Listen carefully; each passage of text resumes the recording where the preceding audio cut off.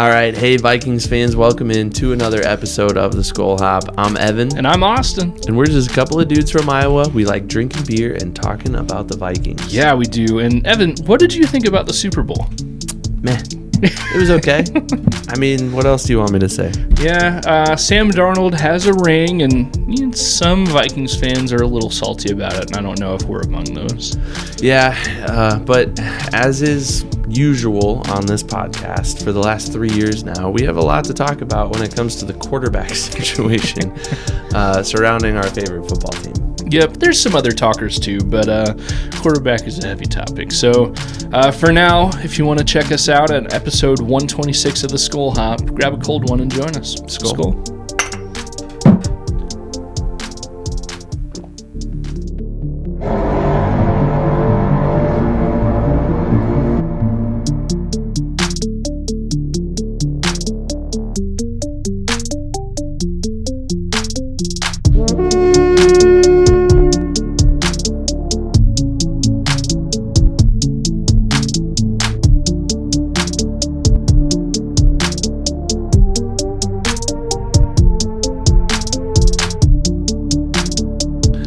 We're going to give just a quick shout out to That's Badass Wood Art. You can see the awesome wood art piece that we have here. It's their famous Skol piece. And if you're not watching us, it's really cool looking purple and gold piece spelling out the word Skol, which of course is the name of our podcast or part of it. And the O has the cutout of the state of Minnesota in it. And we've got a little partnership going with these guys. So if you want 10% off any order from their website, you just put in our promo code SKOLHOP, SKOLHOP, all one word, and you'll get that discount. Yeah, so that's badasswoodart.com. Check out all their designs. We will have the website. Yeah, we'll have our own larger design here behind us very soon. Hopefully, it should be any episode now, and I know I've been saying that for a while, but it's coming. But it's quality work, so it takes a little bit of time sometimes. Yeah, I'm excited. Yeah, thanks. That's Badass Wood Art. Well, it's a sad day. What do you mean, Ev? There's no more football for a very long time. This is a day of mourning. I think you're mistaken.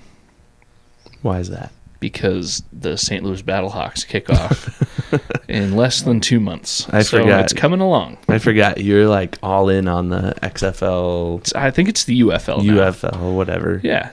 Okay. We are Battlehawks fans, right, Ev? Sure. Sure.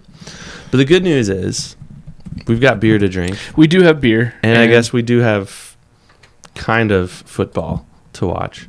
Well, yeah, we're not going to suddenly turn into a UFL podcast. But, yeah, the beer is here. Evan, what do we have tonight? You brought it. It's Burch the Brown Bear. And I will forever refer to this as Burch the Brown Bear because even though it's Burch the Bear officially from Big Grove, that was how we referred to it the first time we had this. I don't know how long ago this was. We had this beer, but I'm going to look it up an episode ago. It could have been 100 episodes ago. I don't know.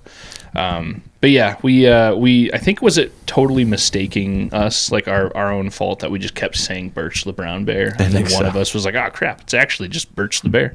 It was episode 23, so more than 100 episodes ago. Wow, that's crazy. Yep, we've really been showing a lot of love to Big Grove lately, but they just put out so many good beers.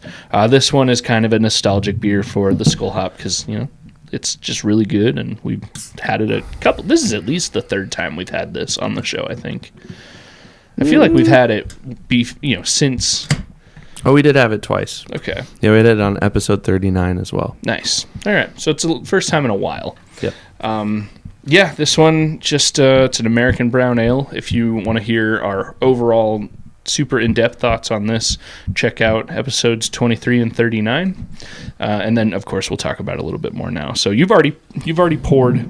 I'm ready. I'm thirsty for some beer. Go ahead and give it a try. Well, I guess that's not how we do things. No. I'm a little out of whack. Maybe I am feeling the lack of football that we will have here for just a few weeks until the UFL starts up. But yeah, really good brown ale, good head retention here. Skol. Skol.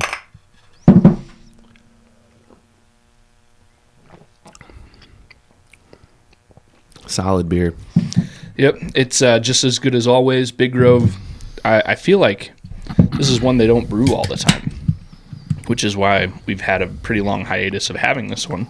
But they should brew this all the time because it's really good.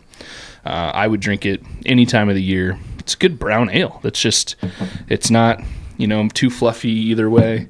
It's just a really solid brown ale. 5.2%. Yeah, you could throw a few back. This is a good Super Bowl watching beer. You could throw a handful back during the Super Bowl. What did you end up drinking during the Super Bowl? Oh, I just had some regular old Coors. Okay. But that's kind of my default. If I've got something in the fridge, it's probably that. Yeah, just the nice, regular cheap beers. Yep. Trying to remember what I was drinking. I think I had an Eddie Pack from good old Big Grove as well. So, yeah, I guess we can dive right into it. Ev.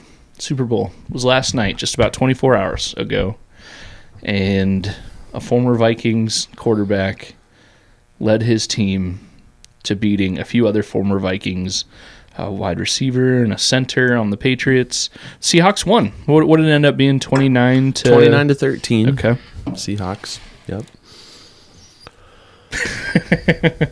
I feel like that's it. We don't have a lot of great things to say. Honestly, like the game itself wasn't that interesting.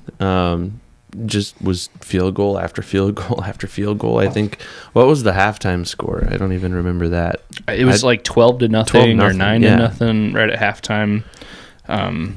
It was one of the first times.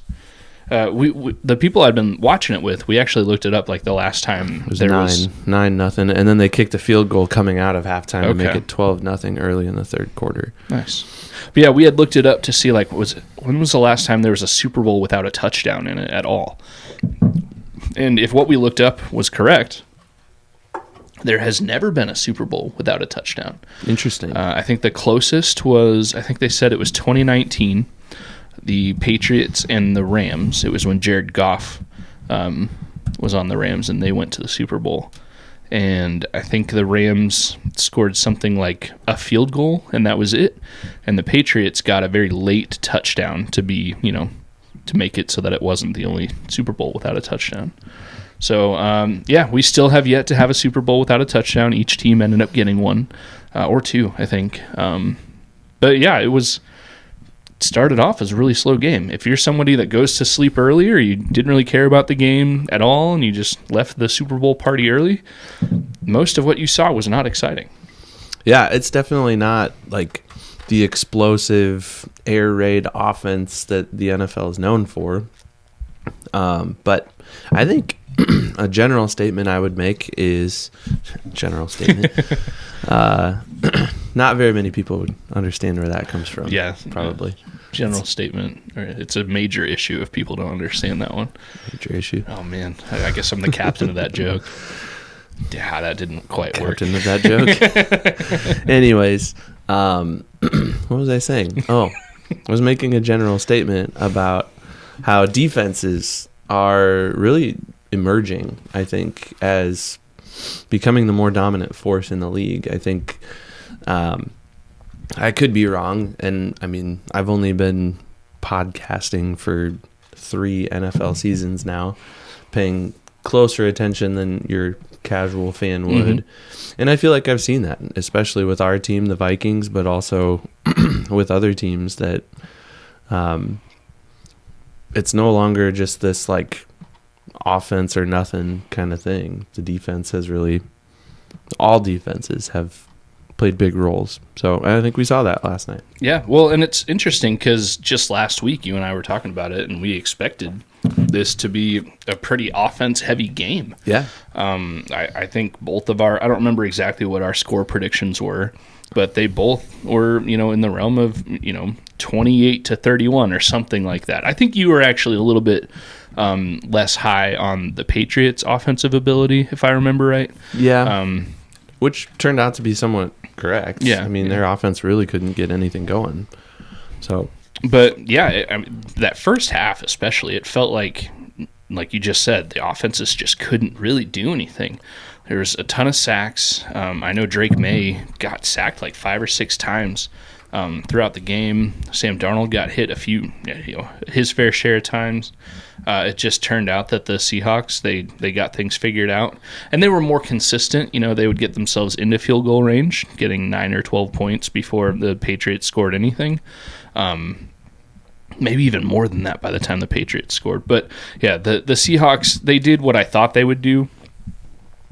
Overall, I thought they would score more points probably, but they were just the better team overall. And the Patriots were a little bit more impressive to me than I thought they would be. Their defense really stepped up for a lot of the game. Sure, the final score, 29-13, makes it look more of a beatdown than it really was. But yeah, I mean, I overall, I think there wasn't a ton of surprises in how the game worked out. And I just kind of feel good for Sam Darnold, but also kind of feel jealous of his happiness, because the last time we've been that happy with Sam Darnold was when he went in the locker room for the Vikings and they like showered him with water bottles and stuff, and Kevin O'Connell was trying to stay out of the way a little bit. I think it was after the Packer game last year, and they were lifting him on his shoulders and stuff. That was the last time we were really happy with Sam Darnold as the Vikings quarterback, and that feels like decades ago at this point. And that was only like a little more than a year ago, which is crazy.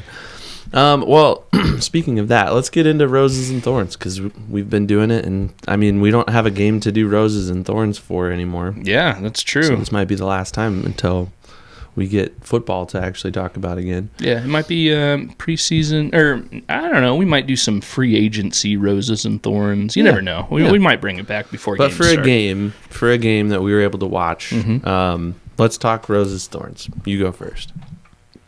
I love how you timed that out right as I was taking a sip of beer right there. All right, my rose. I kind of just talked about it a little bit. Sam Darnold won the Super Bowl.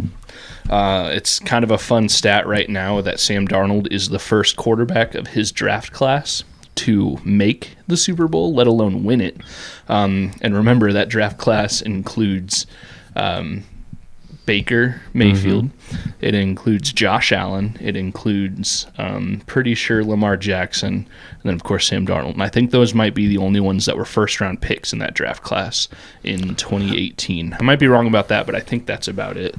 And, a year ago today, if you had said who of those guys is going to be the first one to make a Super Bowl, Sam Darnold would probably be at the bottom of that list, especially since a year ago today he was just coming off those fresh 2 terrible games with the Vikings, the Lions game to finish off the season and the Rams playoff game to get eliminated from the playoffs. So I don't think anybody would have predicted, Sam Darnold to be the first of those guys to win a Super Bowl. Also, when you think about the fact that Josh Allen was coming off his first MVP. I think a lot of people were expecting the Bills to really be a contender this year, especially with the way the season played out, and the Chiefs took a dud this year. And, I mean, it seemed like Josh Allen didn't really have anything in his way. And, oh no, all of a sudden they lose 1 out of 2 playoff games, and their coach is fired, and they just got to start over. So my rose, Sam Darnold won the Super Bowl. I'm a Sam Darnold fan. I will always be a fan of that guy. I really enjoyed the season he had with the Vikings. In hindsight, I do kind of wish the Vikings had tried a little harder to sign him, but I think they did make an effort to sign him. It's just he had a better opportunity with the Seahawks, and obviously it worked out for him and the Seahawks. And no, I'm not one person that's going to say, had they signed him, the Vikings would be celebrating a Super Bowl victory right now. That's not necessarily the case. I don't think he would have immediately brought them to the Super Bowl this year, but you never know. So good for him. Good for Sam Darnold. Yeah, my rose was that I just didn't really care about the game. Like, that's your rose? Yeah, it was just like, it was stress-free watching for me. It was just like, all right, one more football game for a while. Okay, cool. All right. And, good teams. Wasn't a bad game. It's not like we were watching like the Browns and the Bengals play or something like that. Like, well, that couldn't happen, but I know. I mean, those 2 teams play each other, just not in the Super Bowl. Yeah. But it wasn't 2 bad teams. Yeah. Was the point I was trying to make. And Yeah, I don't know. Honestly, I didn't really care either way. If I had to lean one way or the other, I leaned towards the Seahawks just because Sam Darnold and the Patriots have so many rings already. It's kind of obnoxious. I did see that they have now lost the most Super Bowls of any team. So I think they're tied for first with the Steelers, maybe, with 6 rings. Oh, no. They have 7. The Patriots have 7? Yeah, I think they're Are they in the lead. sole I possession? think so. Okay. Well, then they've won the most and they've also lost the most. So I thought they had 6 for some reason, but I could be wrong. I wasn't. Well, maybe they do only have 6. They're tied with Pittsburgh. Okay. With 6. I thought they had 7. Maybe that's because This could have been their 7th. I know Tom Brady, he got another one, but I thought Tom Brady's got 8. Maybe I'm way mistaken on that. It's not a big deal. Tom Brady might have 6. I think he had 5 with the Patriots and then the last one with the Bucks. Well, the Patriots don't have a Super Bowl win without Tom Brady. Yeah, they do. Who would have won it? I feel like they had one. Weren't they in the Super Bowl in the 80s? I mean, they lost to the 85 Bears. In the Super Bowl? In the Super Bowl. Okay, maybe that's what I'm thinking of. So maybe it wasn't a win. This is great. We look so smart right now. Well, we're not. We are not a Patriots Patriots, podcast. But I'm pretty sure right. Tom Brady. 01 was the first one they won. 01, 03, 04, and then 14, 16, 18. All right. So, Tom Brady has 7. I thought he had 8. So, 7, 6 with the Patriots, and there you go. Yep. So that's where you got the 7, probably. So I stress-free, right? It was just, if the Patriots would have won, I would have been like, all right, cool. The Seahawks won, and I was like, all right, cool. I kept telling people, because people were asking me, and I wore a Vikings sweatshirt yesterday. Like, I went to the grocery store, and a couple people asked me, well, who do you want to win? And I'm like, well, regardless of who wins, a former Viking will walk away with a ring. Very true. So I'm not that excited about that either way. I'm just going to drink some beer, eat some appetizers, and enjoy watching football. And that's what I did. What was the best foodstuffs thing at your Super Bowl party? So we didn't have a party. It was just us here at our house. Okay. But my wife always makes Velveeta dip. Okay. So it's Velveeta, Rotel, and ground beef, and it's Is it good for you? Was I on the toilet a few times? Yeah. Worth it? But was it worth it? Yes, it was. Nice. So, yeah, we had one of our neighbors. I'm pretty sure it was a cookie bar, but it was made with cookie butter, like the Biscoff cookie butter stuff. It was phenomenal. I only had 2 of those, and I didn't even have one until right before everybody was leaving, and I was really pissed that I didn't have one, earlier, because then I would have had 10 of those. But those were pretty good. We had some pretty good food at where we were at. Nice. Let's get into the thorns. Yeah. What's your thorn? All right. So I said my rose, of course, was Sam Darnold winning the Super Bowl. So obviously my thorn, of course, is that Sam Darnold won the Super Bowl. Again, I'm like I said, I'm not one that's going to equate if the Vikings had signed him, then they definitely would have won the Super Bowl this year, and that's how it would have worked because he won it with the Seahawks this year. I'm not that guy, but being hindsight is 2020. I kind of wish the Vikings had signed Sam Darnold. Now, I do defend the whole plan that they executed with letting Darnold walk and going with JJ. I think at the time that was the right decision. And who knows? Maybe in the future, we don't know exactly how JJ McCarthy is going to turn out. He could turn out to be a respectable starter in this league. As of right now, it doesn't seem like that's going to happen. So, of course, the guy that you let walk, he won the Super Bowl. So, yep. Did he look like the next coming of Tom Brady in that game? No, but he played okay, and he did enough to help his team win. So, I feel good for him. I'm happy for Sam Darnold, and good for me. Who cares if I'm happy for Sam Darnold? I could be sitting here super pissed, and again, who would care? and he definitely seems like a good dude. He never heard a bad thing about him.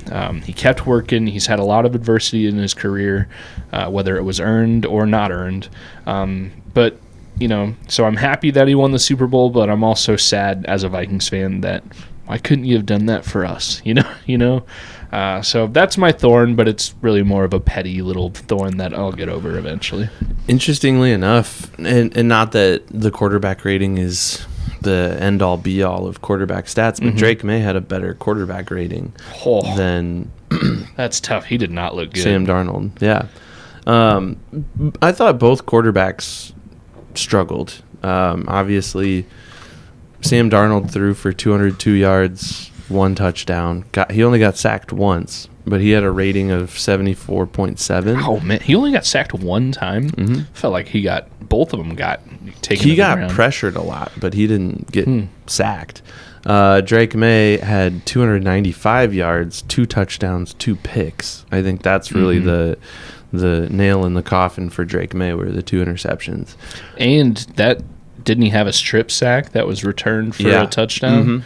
Yeah, that's tough. Those turnovers can be the difference. I mean, you think 13 or 16 points? I mean, 6 of those came straight off of directly from one turnover. So, I mean, 3 turnovers from one guy, like that can really be the difference of 16 points for sure. And I saw something too that the Seahawks didn't turn the ball over at all in the postseason. They're the first. I'm pretty sure I saw that they're the first team to win the Super Bowl without committing a single postseason turnover, which is wild. That is wild. So, yeah, it was hard to see Sam Darnold win just because we know what could have been with the Vikings.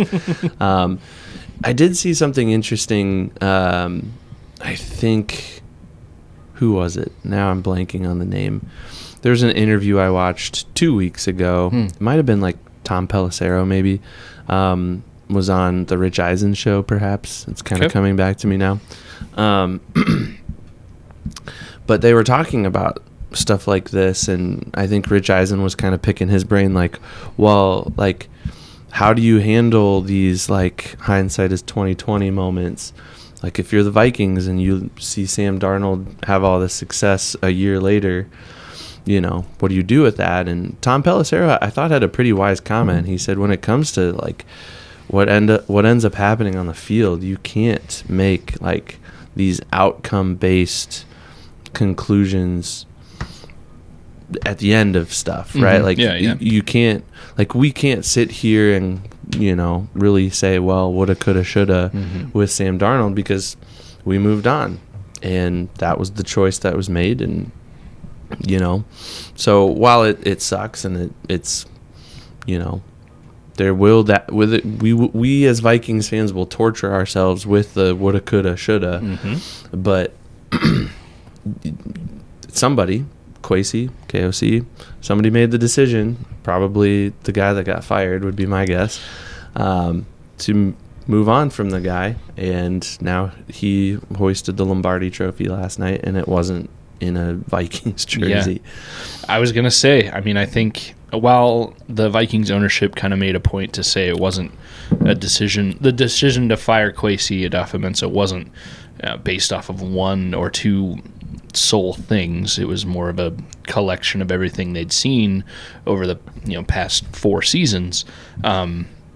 You gotta know that Sam Darnold having so much success and even making it to the Super Bowl, because Sam Darnold and the Seahawks advanced, they won the NFC Championship game before Kwesi was fired. But you got to know that had to have reflected very poorly on Kwesi and any of those, like you said, decision makers. Especially, I think it's very telling that Kwesi had been given a contract extension after Sam Darnold signed with the Seahawks. Their extensions, I guess I don't know exactly the timeline of KOC getting his extension, because he got his first and a pretty decent amount of time beforehand. But I'm pretty sure by the time either of them, KOC or Kwesi, signed extensions with the Vikings, Sam Darnold was already a Seahawk. And then to see, that guy that these two guys had a hand in letting walk have so much success and win the ultimate prize. It's pretty telling once one of those guys gets fired. So I think, yeah, you hit the nail on the head. The first scapegoat at least is Kwesi, and we'll see how things go. It'll also be pretty telling how the quarterback plays this coming year for the Vikings. Mm-hmm. Yeah, so my thorn really doesn't have to do with football at all, but everything non-football about this particular Super Bowl seemed way too political, and it was really frustrating to watch some of that. And this was the first year where my kids are old enough where I felt like I had to have the remote at the ready just in case, because stuff on TV has gotten a little looser too than it. I mean, obviously the Justin Timberlake, Janet Jackson, that whole thing will live in infamy. But yeah, I just felt like, man, there are things that I'm not ready to talk about with my kids yet. So, and aside from that, it was just everybody seemed to have a political statement to make. There were commercials that had political statements to make. The entertainment pregame and halftime made political statements. We had 2 halftime shows for the first time ever. You could have chosen to watch the alternative halftime show. I watched both just out of curiosity because I wanted to see it. And I teach a mass media class. Oh, sure. And I wanted to be able to talk about it with my students. And we did. We talked about it.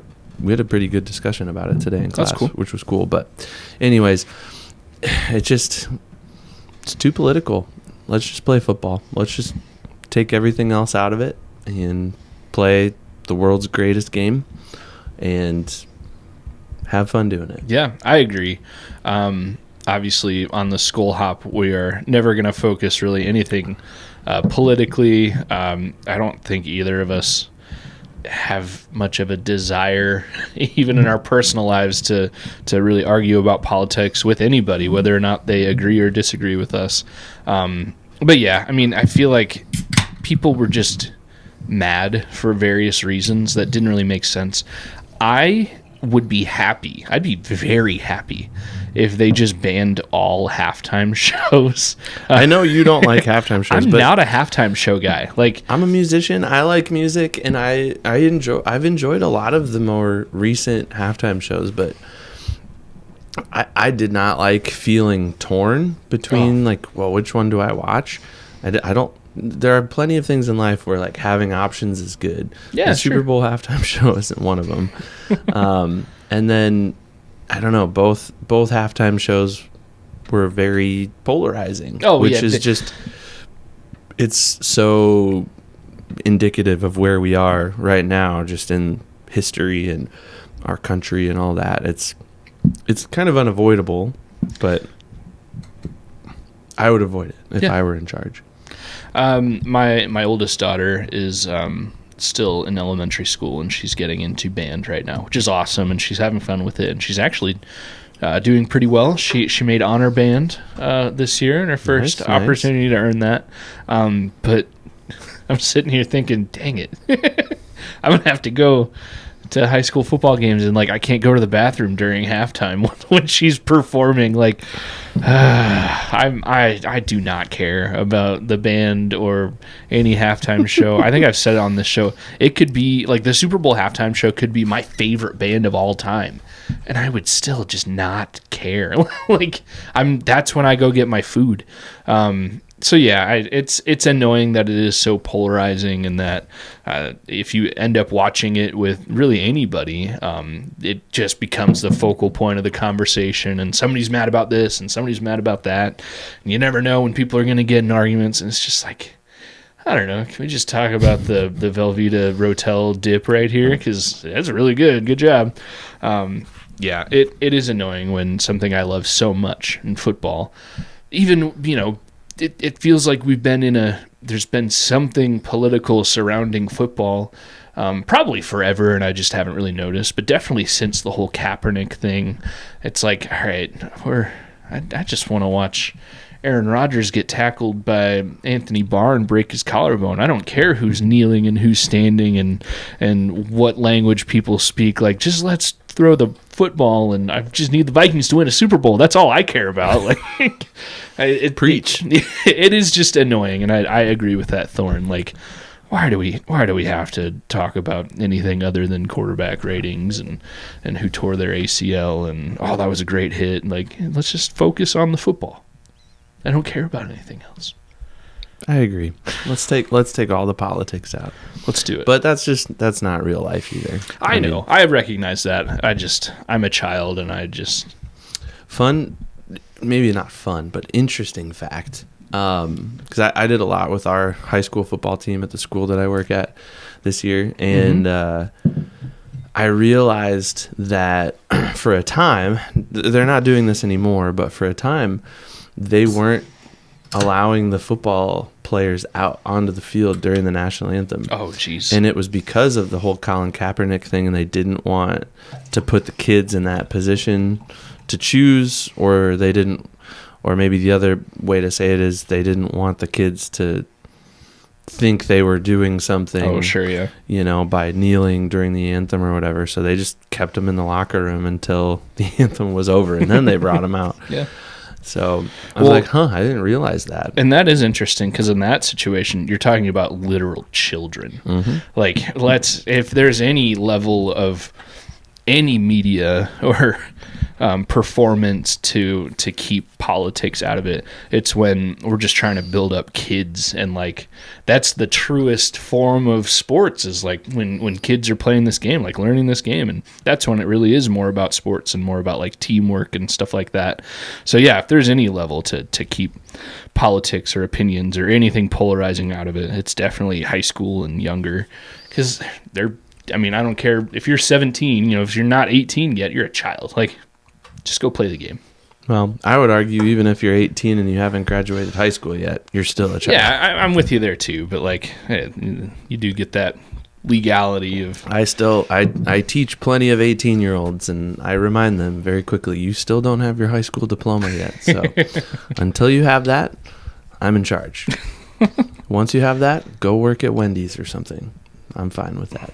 Yeah, our local Wendy's could use some more good workers, because I don't know if I've had a time of attending that place in the last couple of years. Since COVID, that place has gotten everything wrong, and I've only been there a few times since then. But I don't go to Wendy's. Yeah, you're not missing out if you go to our local Wendy's. They're terrible. If you own that place or work there, you suck. Wow. Yes, you're on par with Lions fans, who are the worst fans.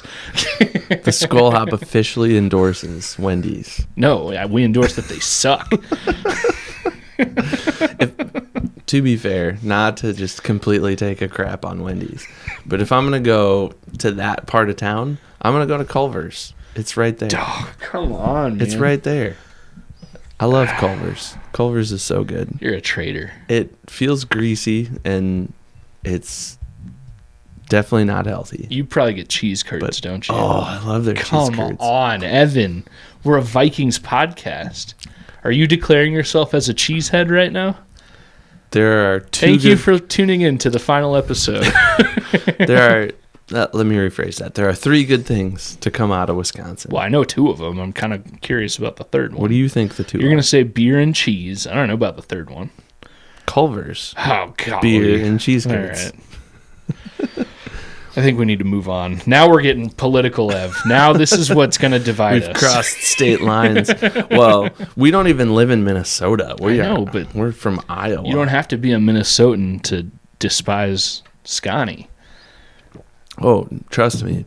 I despise everything about Wisconsin sports. Wisconsin sports. All right. Let me remind you that every time I've gone to Wisconsin since we've started doing this podcast, I've come back with a 12-pack of Moon Man for you. Every time. We don't need to talk about how much I like New Glarus and Moon Man. Every time. That's separate from this conversation. I'm going there in a month. I'm going to Wisconsin in a month for spring break. Oof. And I will be. They have Great Wolf Lodge in Minnesota. I've been to that one, and I've been to the Chicago one, and now we're going to the Wisconsin one. All right. That's what my kids want. All right. This is the real. And it's cheaper. Well, yeah. The Wisconsin one's cheaper than Minneapolis or Chicago. Also, the internet is still dial-up up there. So, like, there's reasons it's Perfect. cheaper. I need a break.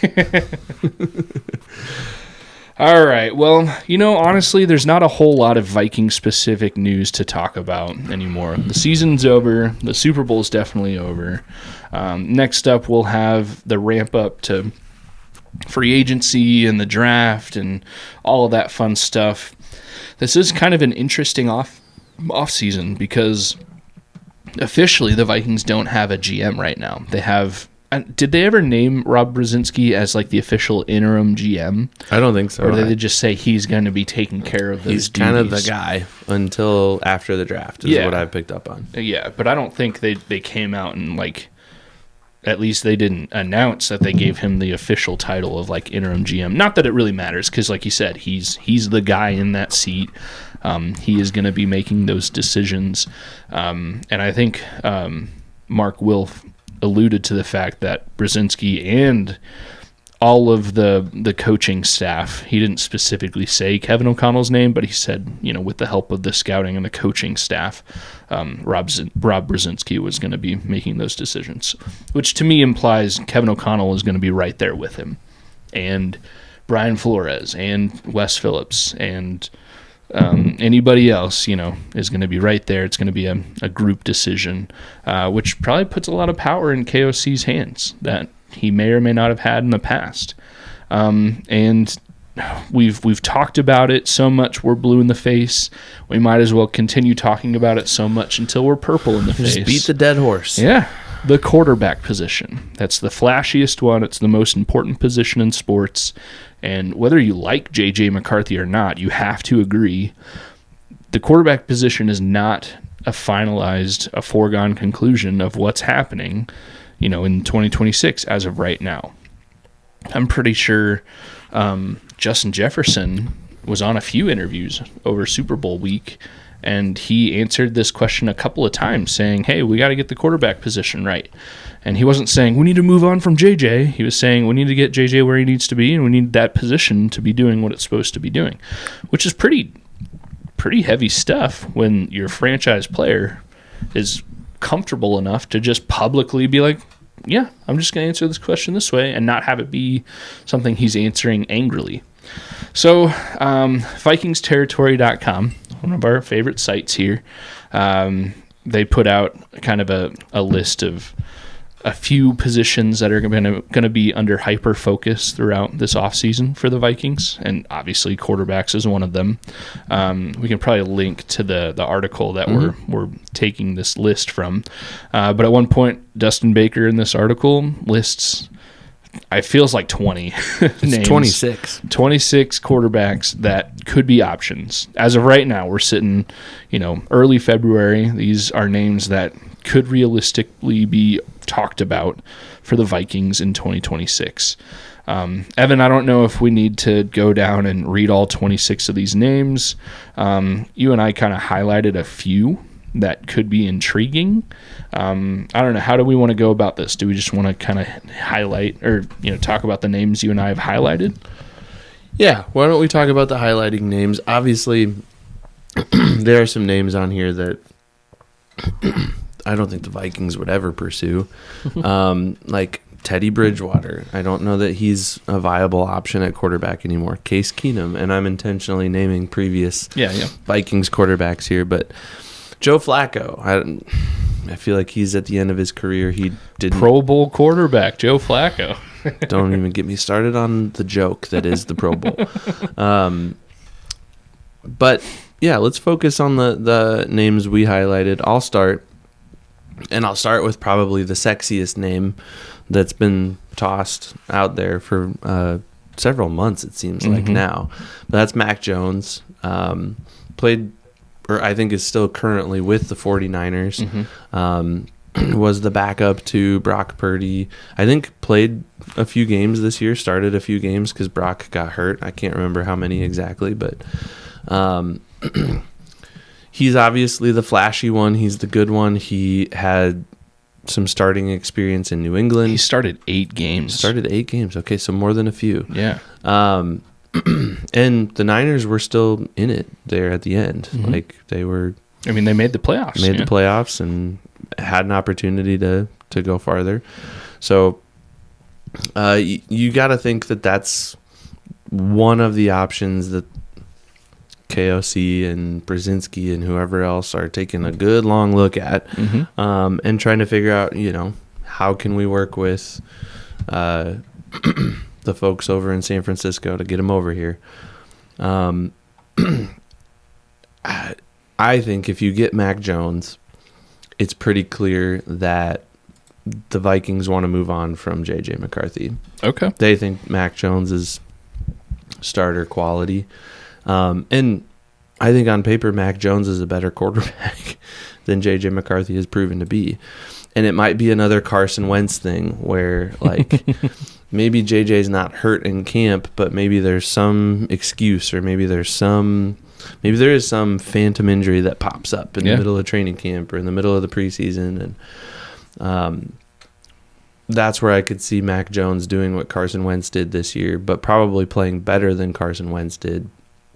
I think he would fit well with KOC's scheme, and who knows, he could end up being the proverbial starter indefinitely. Yeah, I mean, he's 27 right now, and I think by the time the season starts, he'd be really close to 28.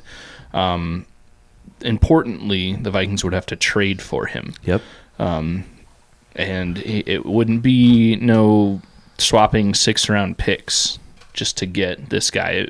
I don't think it'd be multiple first-round picks, but it might be something that it could be a Grenard for Mac Jones type deal. And don't quote me on that. I'm not well versed in the exact trade value that Mac Jones has, but it's not cheap. Especially when the 49ers multiple times recently, like even this week, have basically said, like, we don't anticipate trading him. Like, we're not really interested in trading Mac Jones, which I understand.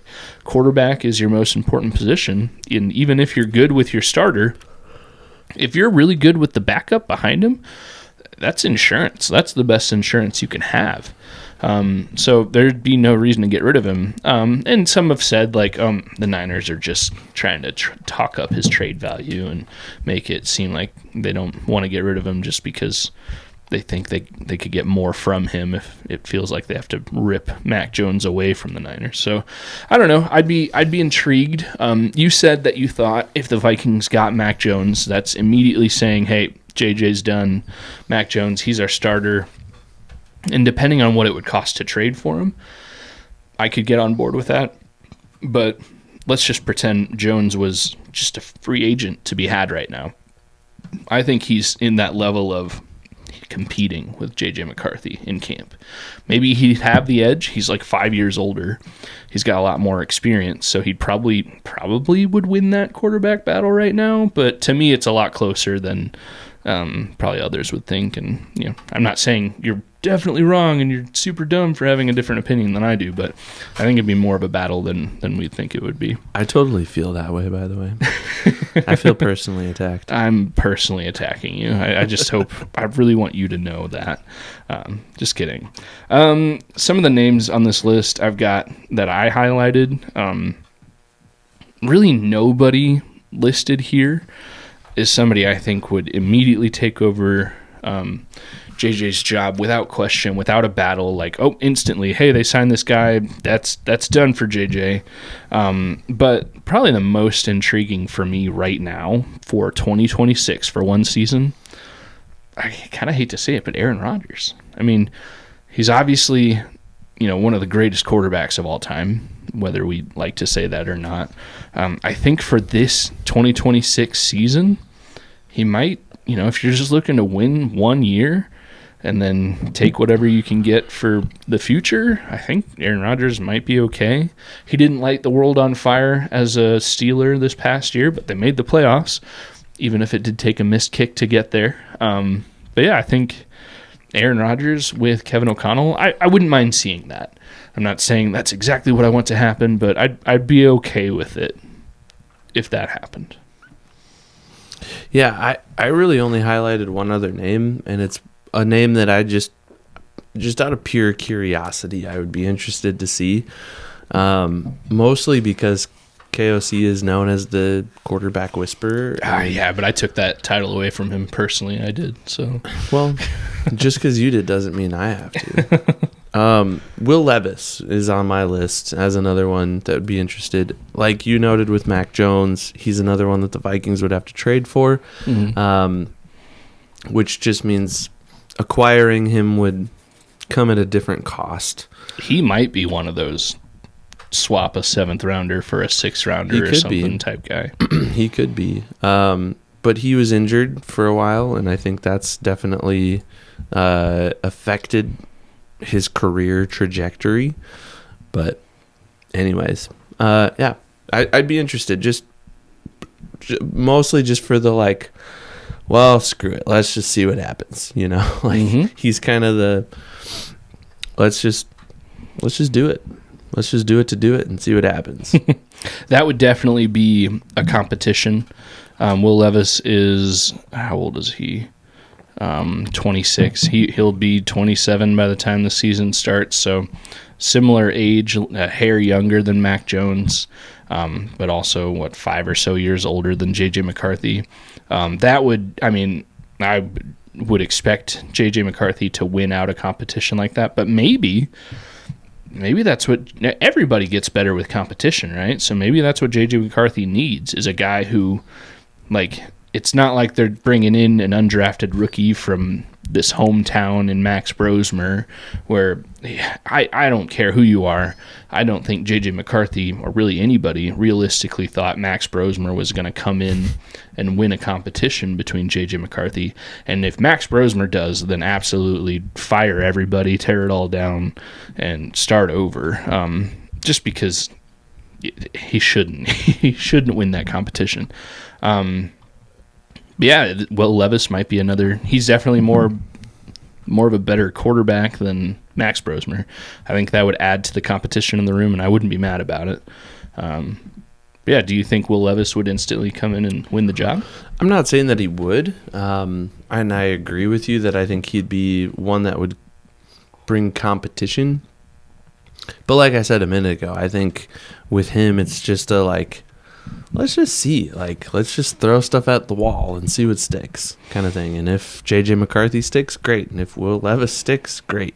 He's kind of a low risk thing. There's a little bit more of a risk reward scenario with Mac Jones, but with Will Levis, it's like you said, probably a 6th rounder or something low like that. Like, it's not a big deal. And there could be like a Tom Brady-esque kind of nugget uncovered there, or it could just be a total flop, and it's like, no, well, we tried it and it wasn't for us, and we're gonna move on. Yeah, I think I'd take Levis over Carson Wentz.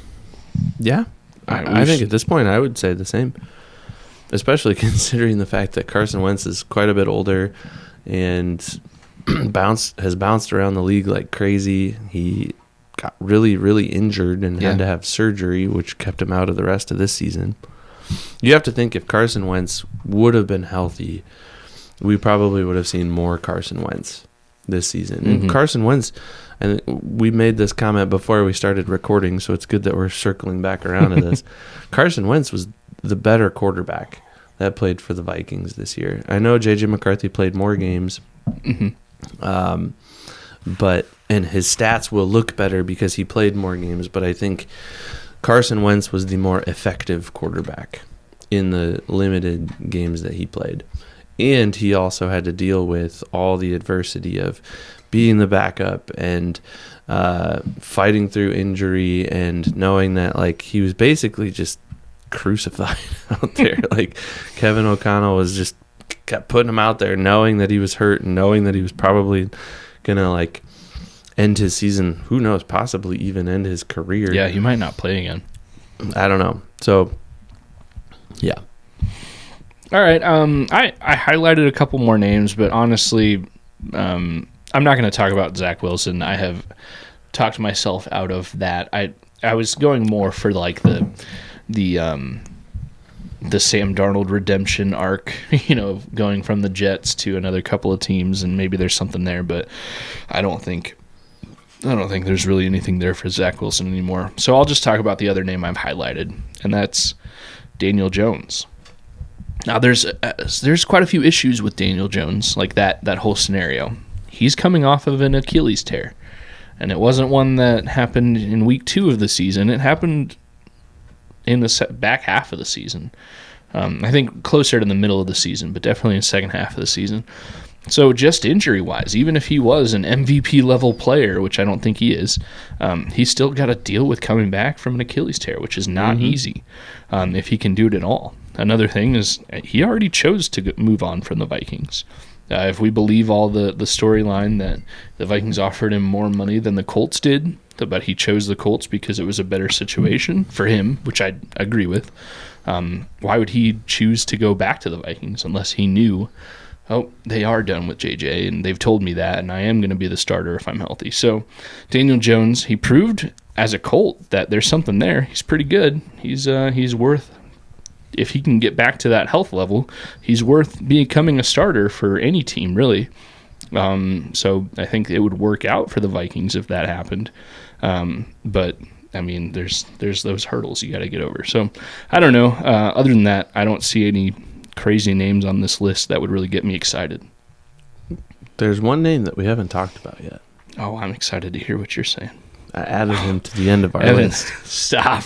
And I don't think we've talked about him since we started recording. I know we talked about him pre-show. Yeah. But who is it, Ev? I added a 27th name to the list in all caps. Our listeners are on pins and needles. With some question marks. Yeah. Will Kirko Chains? Oh, you're going to put on the chains? Will he come back to the Vikings? I think that's a legitimate question. It is a legitimate question. If he were to sign, I'll let you talk, and I just need to get this out really quick. If the Vikings signed Kirk Cousins, that's probably one of the only names that I'd be like actually mad about. I love Kirk Cousins as a dude. I think he has had his time as a quarterback. But regardless of wins and losses or how it worked out, regardless of contract or anything like that, if the Vikings signed Kirk Cousins again, that would tell me all I need to know about J.J. McCarthy, and it would tell me all I need to know about the coaching staff and their confidence and how much confidence I should have in the coaching staff. Because J.J. McCarthy should, with the right coaching and the right support, should be better right now than Kirk Cousins is right now. I'd actually be mad if they signed Kirk Cousins again. But to that point, you brought in Aaron Rodgers and Daniel Jones into the discussion. Like, wouldn't bringing those two guys, either of those two guys, into the Vikings organization communicate the same thing? Like, we've lost hope in probably. This young kid. We are going with the guy who just came off of an Achilles injury, or the guy who just came off of an Achilles injury 2 years ago and then rehabbed his career and took the Steelers to the playoffs, right? Like, the Vikings aren't going to pay Aaron Rodgers, I don't know, $20 million, roughly, give or take, to back up J.J. McCarthy. The Vikings aren't going to pay Daniel Jones $10 million, roughly, to back up J.J. McCarthy.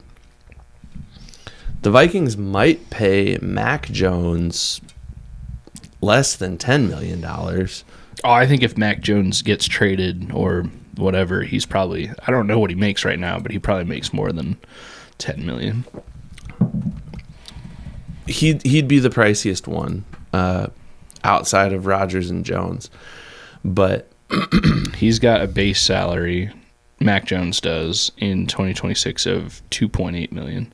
But I mean, 2.8. That's a bargain. Cap hit of 3.9, so $4 million. That's a bargain. Like, yeah, it is. Okay, let's round up and let's call it $5 million.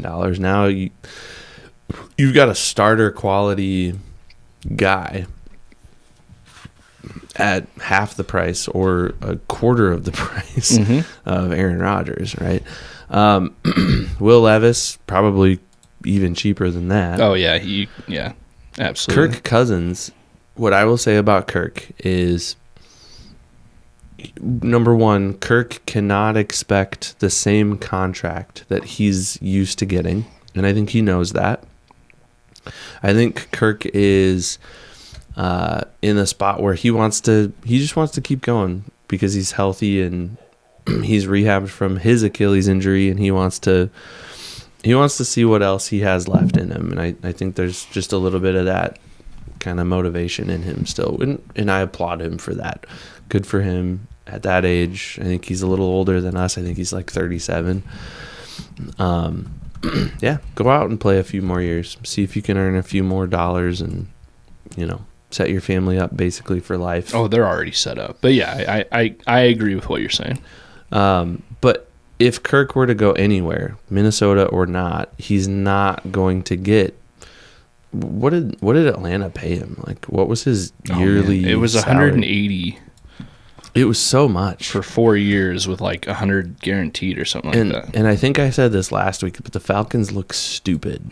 They look absolutely dumb for signing him to that contract because they're going to release him here, and they had signed him when he was a free agent in 2024 to a 4-year, $180 million deal with 90 guaranteed at signing. Jeez. 100 total guaranteed. Now, I know, a few weeks ago, he, adjusted. He agreed to, a contract adjustment or whatever, but it kind of made it sound like he did that to be able to make it easier for the Falcons to release him, and then he could go wherever he wanted. Well, hear me out on this. We're getting down to the point here. $5 million for Kirk Cousins. Okay. To come back to the Vikings. $5 million wouldn't break the bank. It would be a lot to pay a guy, for sure, especially a guy that's going to be your backup on the bench, probably. But you said it a little bit ago, and I heard what you said. Having a good backup quarterback is one of the best insurance policies you can have in the NFL. And I don't disagree with that at all. Kirk Cousins knows this organization. He knows this head coach. He knows really everything that you need to know to be a successful quarterback in Minnesota. And I think Kirk is at a point in his career where he's okay with being the backup. He did it now for a little bit in Atlanta, and he's a role player now. He's not the quarterback. He's not the guy like he had been for so long in Washington and then in Minnesota, and for a time in Atlanta until they drafted Penix. But I don't know. I think of all those guys on that list, if you're going to pay $5 million to anybody, why not give it to the guy that knows what Kirk knows, that has the rapport with the guys in the building, that knows how Kevin O'Connell calls games, right? You almost have another coach that can help J.J. McCarthy develop into this player that everybody wants him to be.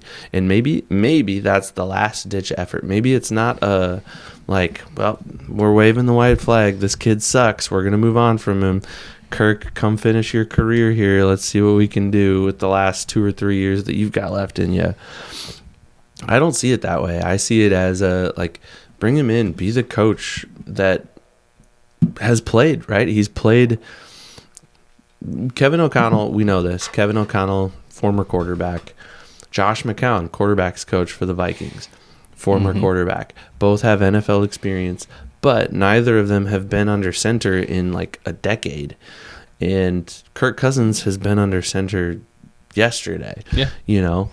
He's got the experience. He knows more about the intimate details of what it means to play at that position than those other two. And I think maybe there's that trifecta. Maybe you bring in KOC, Josh McCown, Kirk Cousins, and all of them just elevate J.J. McCarthy to be the most awesome quarterback that's ever lived. It's a pipe dream, but yeah, we're dreaming a little bit. If it worked, I'd be all for it. There's a few holes in your argument, which is fine. I'm not perfect, but the major one is $5 million. You don't think that that's a realistic amount? I think Kirk wherever he signs with, wherever he lives, and whichever roster he's on in 2026, whether it's on a football team or in a TV broadcast booth or whatever, I think he is not earning anything less than $20 million in 2026. I think the TV aspect of it is valid. I think he is probably still of the mindset that he's not going to willingly walk into a situation where he's not the starter. And I think there's some validity to that. He has shown that he's at least a starter level player on lots of teams. And I think there's a lot of teams that would be okay with, all right, for this year and maybe next year too, we're the Browns and we don't want to roll with Shedeur, so we're going to go with Kirk. Or we're the Jets and we don't want to roll with Justin Fields, so we're going to give Kirk a call. I think there's going to be enough competition from teams that he's going to get more than $5 million. I think he might get more than $25 million. Like he's going to get his money. We've said it a million times on this show. He's a savvy guy. He sure is. He pays his agents well, and he does that for a reason. He's not going to do what Aaron Rodgers did this year and play for Pittsburgh for $10 million. I think Aaron Rodgers just doesn't give a flying F anymore, and he's just like, all right, I'll go play. Whatever. Give me $10 million, and I've already got millions upon millions. Yeah. And while Kirk has already got millions upon millions, he's not going to say that. He's going to say, if I'm playing, I'm getting paid. Yo, he's a businessman. Good for him. I'm not saying there's anything wrong with that. Good for him. These players only get so many years to get paid, and you can always earn more money. Like that's fine. And I think if he was proving it in this playoffs where he was on TV in various forms, it seems like if that option is out there for him to be on TV for more money than to be on the field, he's savvy. He's going to take that opportunity. And I don't know how much money is in those TV Neither gigs. do I, really. I don't know if it's tens of millions of dollars, but I do know that those guys have to be smart. They have to be studied up. Like they don't just put anybody behind the microphone on ESPN. They don't put us behind the microphone. Yeah, no. Like we'd sit up there and be like, what are his stats again? Who did he play for last year? I don't even know. I mean, they have to know a lot of stuff, and they've got to be able to just, rapid fire go all the time. So, anyways, I don't know. Google AI, which could be totally wrong. I recognize this is the biggest asterisk I can give anything. But Google AI says Tony Romo earns $17 to $18 million a year being on TV. Interesting. That could be way wrong, first off. And two, that's not... I like Tony Romo. He's good at his job. Yeah. That's not saying Kirk would be able to walk in and expect Tony Romo TV money right off the bat. But still, there's dollars there. I think if Kirk was getting starter opportunities for $10 million a year and he got TV opportunities for 12 to 15, he'd be taking the more money. That's what I would do. Yep. And I mean, being on TV is a lot less dangerous than being the quarterback of an NFL team where you're literally getting hunted down every single play. Yep. So I'm probably being very conservative from the Vikings standpoint of a $5 million Kirk Cousins contract. And I know that. I'm not saying that that's going to be what actually happens. If it were $5 million, all the stuff I said about being super pissed about it would be and having no confidence. Very team friendly. $5 million? Yeah, let's do that. Let's go. And maybe Kirk is at a point where he's a little more Aaron Rodgers-esque. Like, it's like, all right, no, I've made a lot of money in this league. I just want to keep playing, and I want to go back to a familiar place. Yeah. Right? And I think Kirk is smart enough. Like, he's not just a money grabber. I think he's a cost-benefit guy. He's a money grabber. He's a money grabber. It's a smart way. But it's... savvy. It's what we've been saying. He's savvy. It's with that cost-benefit, right? Like, okay. I remember when he left the Vikings, one of the things he kept talking about in the interviews was, well, we got to move the kids to a new school. And that's a hard thing. And, like, he's a family guy. But his wife is from Atlanta, so it was kind of like, well, it makes sense. We'll just move everybody there, and then we'll be closer to her family, and blah blah blah. And I wouldn't be surprised if they kept their house in Minnesota or kept a property in Minnesota somewhere to like be able to go back to. I don't know. It's probably not likely at all, and I'm not gonna sit here and there are probably gonna be some people in the comments that would want to rip me apart and say, "Rip us apart." That's okay. We can take it. Yeah, that's fine. We have heard the worst. Lions fans have been in our comments section. I'm not sitting here thinking. I'm not delusional enough to think like Kirk Cousins is going to come back for pennies and he's going to miraculously turn J.J. McCarthy into the greatest quarterback that's ever walked the face of the planet. Yeah. That's not what I'm saying. What I'm interested in is having that experience back in the building and just having that trusted, like, steady bedrock of a guy who, like, you don't have to worry about Kirk Cousins doing stupid stuff. You don't have to worry. It's kind of like Sam Darnold. Like, Sam Darnold, like, he's not going to get trespassed from a casino at 3:45 in the morning. The dude won the Super Bowl last night, and he cracked a beer in the locker room. Like, that was it. It wasn't What's this, about like, the most controversial thing he's ever done. It wasn't this, like, he's not, like, spraying the bottle of champagne, you know, he's not, like, he's just, no, he walked in, and he's just, here's my beer. That's the video we saw. We don't know how he celebrated. I'm sure he celebrated. I get what you're saying, though. He's not going to be on a boat with a bunch of people with some substance that may or may not be something he shouldn't have been holding, a la Stephon Diggs, you know. Both, you know, Cousins and Sam Darnold. Right. So I guess that's the point I'm trying to make. Like, if we have if we have literally the alphabet's worth of quarterbacks to pick from, 26 different quarterbacks to pick from, if Kirk Cousins is willing to come back on a team-friendly deal, that seems really secure to me. That seems like a solid bet to me, especially if it's cheap and he's willing to play the back seat and just help JJ develop. If he's not, like, no harm, no foul, go get your money somewhere else. You probably will.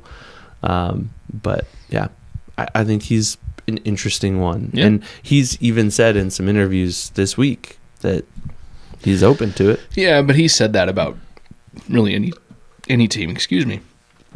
There is, man, I keep burping. There is one other thing. I think fans like you and I probably put too much into the idea that having another player who's really good about things around you automatically helps your own development. Mm-hmm. My personal opinion is if the Vikings are focused 100% solely on the development of J.J. McCarthy, bringing in another quarterback, maybe it's different than a coach or like a one-on-one guy to coach him up or whatever, but bringing in another quarterback just to be like, oh, JJ's going to see how Kirk Cousins attacks the film room, and Kirk is going to give him all the tips and tricks and put him under his shoulder and stuff. I don't think that's effective, and that's coming from a guy who has never been, you know, beyond sophomore football. I haven't been in organized sports in any capacity at all, so I recognize where I stand here, but I don't think even bringing in Aaron Rodgers is going to be like, hey, like KOC is not going to sit down with the Aaron Rodgers and JJ McCarthy and be like, all right, Aaron, you're going to teach him everything you know. Because honestly, like I said earlier, that's like a coach's job. And some things you can't, like, teach somebody. Like, if you're not motivated enough to do all the work and make all the throws and sit and watch all the tape and do all the work to become great, there's not much that's going to motivate you aside from like some crazy story that sparks an article where a player sees Michael Jordan play on TV one time and he's like, I'm going to be that great. You know, it's got to be something generational like that. But like if you want J.J. McCarthy to develop into the best quarterback he can be, then it should be focused on J.J. McCarthy and not bringing in another quarterback. Because when a coach is game planning and when they're doing all the stuff and they're in the game and with the helmets on and, you know, the talking back and forth, KOC's main focus is going to be the quarterback I'm talking to.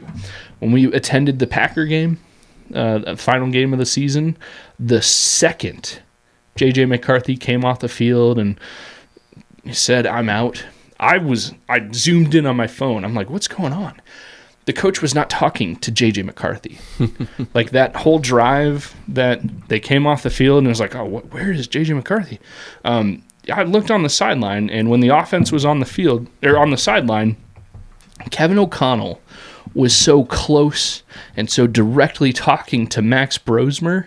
It's like there was nobody else in the stadium. Kevin O'Connell did not care about J.J. McCarthy in that moment because he couldn't, because his quarterback was Max Brosmer. And when you're in the heat of it and you're trying to win the game, the coach has to focus the most on the players on the field. So, I don't know. If it's all about development, then the only thing that can help JJ is being in the fire and developing there. And that's just my opinion. And who knows? Maybe we're sitting here in, I don't know, 5 months, 6 months. Maybe JJ isn't the quarterback at all. Or maybe he is, and maybe it's this ride or die mentality, and we're sticking with him, and that's what we're doing. And maybe they don't bring anybody in. Maybe they bring in some lower level guy to be the backup, but the faith is in JJ all the more. And that's what makes sitting here talking about it all the more fun, is we get lots of stuff to talk about, and we'll get little shreds of information between now and August. Yep. And we'll just keep talking about it until we get to see the product on the field again in September of 2026. Man, that's so far away from now. I know. That's why today's a day of mourning. There's no more football for a while. Well, you know what I'm not mourning about? What's that? Burch the brown freaking bear. Burch the brown bear. Never disappoints. Officially, the beer is named Burch the Bear. It's an American brown ale from Big Grove. We've had it now, I think, officially 3 times on the podcast. Mm-hmm. I would have it 30 more times. It's a great one. Big Grove has never let us down in their great beers. And Burch the Bear, it's probably one of the more, I don't know, nostalgic beers of the Skol hop, just because of the name of it. Evan, was it just as good for you this time as always? It was. In fact, I was crushing it there for a while. You were kind of lagging behind, and then I started talking a bit, and you caught up to me. Yeah. So, yeah. Good work. This is one that we definitely, for listeners peeking behind the veil here, we record our minute or so long intro to the episode after we record the rest of the episode. So this was one that I had to make sure I left a good sip or two for the intro. But yeah, I like this one. It's not even my favorite type of beer, and this is one of my favorite beers there are. So it's really good. I like it a lot. Good beer. Where can people find us if they want more? All the socials. Keep the conversation going by reaching out on Twitter, Facebook, Instagram, TikTok, YouTube for sure. We love the YouTube comments. You can also consume us as a podcast through Spotify, Apple Podcasts, really wherever, just because it gets pushed out to every type of podcast medium, even Audible and stuff like that. So really wherever you want. But wherever you are, feel free to give us a like, drop a comment, subscribe if you can, share us out. If maybe we're not your cup of tea, but maybe somebody you know is somebody that might like us. So check us out. I do also want to say last week I had the chance to jump on Vikes Now, which is part of Vikings Territory in front of the show, Dustin Baker. I jumped on there and had a really good 45-plus minute conversation with Brevin Bain, who is doing the Vikes Now stuff as a part of Vikings Territory. So yeah, I tweeted that out. There's a link that'll be on YouTube. It's a few days old at this point, but it was a good conversation. It was really fun. Yeah, I actually listened to some of that. Nice. It was on Twitter. So Yeah. it was good. Yeah, good stuff. Well, it's a really good beer. Yeah. And it was a pretty good episode. Maybe the greatest episode yet. Possibly. Skol. Skol.